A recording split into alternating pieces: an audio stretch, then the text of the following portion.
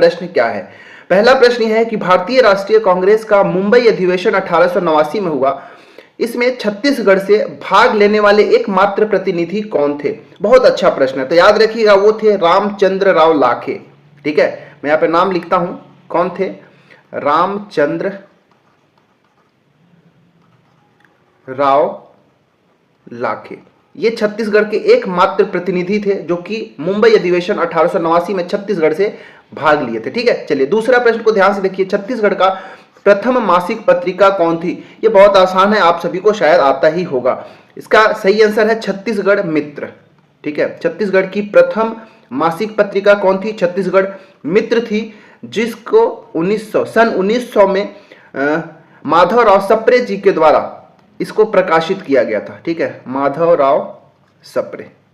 ठीक है, माधवराव सप्रे जी के द्वारा इसका प्रकाशन किया गया था। तीसरा प्रश्न है कि समित्र मंडल की स्थापना कब और किसने किया था। यह भी एक अच्छा प्रश्न है, एग्जाम में कई बार इसको देखने को मिलता है, यह पूछा जाता है डायरेक्ट। ठीक है, तो याद रखिएगा समित्र मंडल जो है इसकी स्थापना सन 1906 में पंडित सुंदरलाल शर्मा जी के द्वारा किया गया था। ठीक है, किसके द्वारा, पंडित सुंदरलाल शर्मा जी के द्वारा किया गया था। कहां से किया गया था, तो यह भी याद रखिएगा राजिम में समित्र मंडल की स्थापना की गई थी। ठीक है, चलिए देखिए हैं अगला प्रश्न चौथा क्या है कि भारतीय राष्ट्रीय कांग्रेस की रायपुर शाखा की स्थापना कब और किनके प्रयासों से सफल हुआ था, या फिर रायपुर में कांग्रेस का एक शाखा का स्थापना हुआ था, किसके प्रयासों से और कब। तो यह भी एक अच्छा शानदार प्रश्न हो जाता है, याद रखिएगा।